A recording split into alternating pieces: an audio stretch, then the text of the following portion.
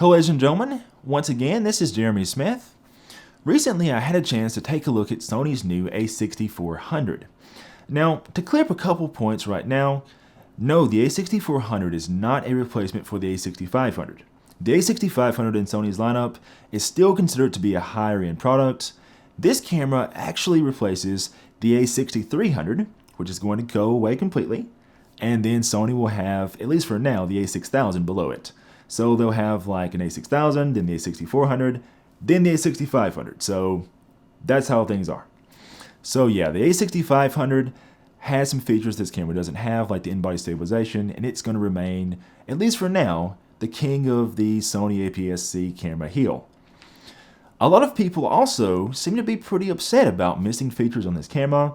People are saying that this camera should have 4K 60, it should have in-body stabilization, it should have, like the larger Z-type battery, etc. This is a $900 camera, guys. 900, okay? I wish we could buy a camera for $900 with those features, but this is an entry-level product. It's not going to have those features.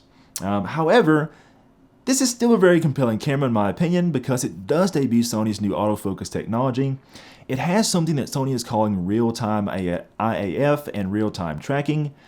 Basically what this means is, number one, you can go ahead and actually initiate eye autofocus with the half press of the shutter button as opposed to initiating it with a separate customizable button. And the whole object tracking comes into play whenever the camera cannot detect an eye or a face. So basically, if you're taking people photos, for example, it will initially lock onto their eye, then if it can't find an eye, it will go to their face, and if their face becomes obscured, the camera can actually transition to this object tracking mode, so, it can track someone's head if it's not, facing the camera, and then it'll switch back over to face or IAF whenever it gets the face available to it again. So it's pretty cool. Obviously, much more testing will be needed to see how this goes. This camera currently does not have the new animal IAF that Sony has been talking about, but apparently a firmware update in the spring will bring that about. Also, Sony will be doing firmware updates for their other cameras a bit later this year too, like the A9, the A7R III, and the A7 III.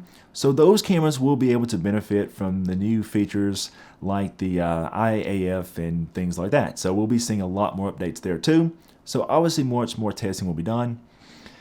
It's kind of interesting to me how Sony has debuted this new technology on sort of an entry-level product.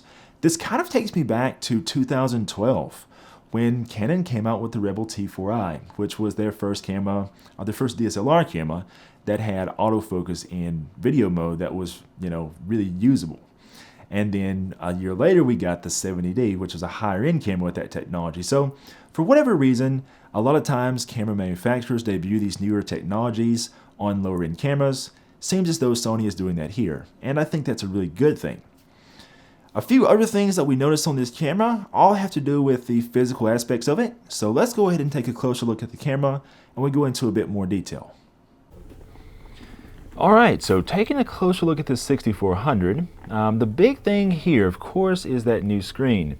Now, right now, I have this on Sony's sort of selfie-friendly control pod thing, and I'll post a link to what this thing is called. But as you can see, you can use it in sort of selfie fashion, and you can control all the settings here.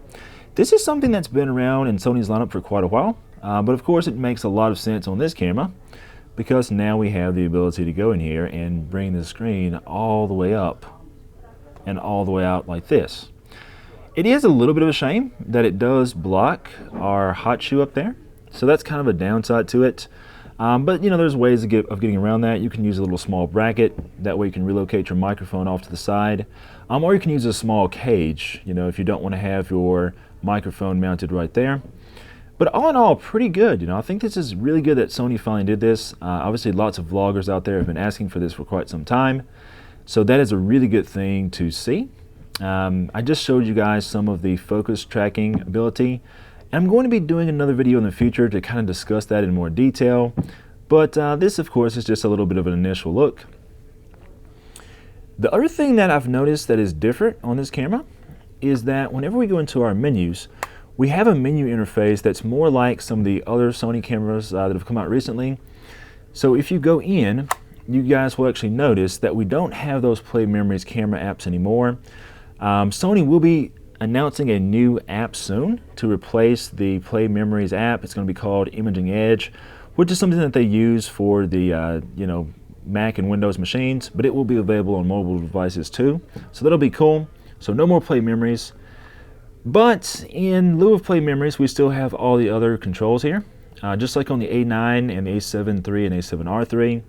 Under this network tab, you basically have all your options to control its smartphone and things of that sort. This camera does also have an intervalometer, which is another first for Sony cameras in this range. That's something else that a lot of users have been wanting.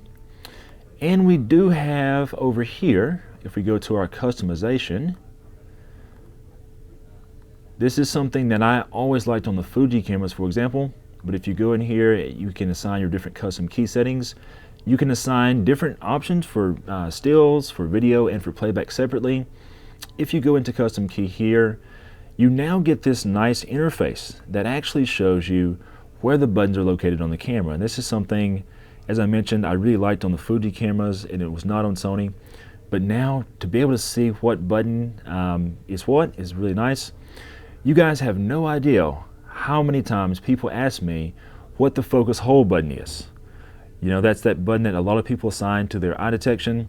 But now, of course, you can just see what the focus hold is because it shows you that that is the button on the side of the lens. So it's much easier and much more intuitive. Let's see here. We have, I wonder if this has the rating option. I haven't actually looked at that yet. I'll have to dig into that a little bit more and see if it does have that option. But you do have your favorites menu, your My menu, so you can add all those items too. So all in all, really, really good setup on this one. The connections on this camera are basically just like they are on the other cameras in this range. You still have your microphone jack, you have your micro USB, as well as your HDMI. Still no headphone jack, but I suppose that's what the higher level is for. Anyways, I know this has been a quick look, but go ahead and write me in the comments below and let me know what you think. So that way, whenever I release a full video on this camera, you guys can kind of tell me what you want to see, and we can always look at that in more detail. Until next time, this is Jeremy Smith, signing off.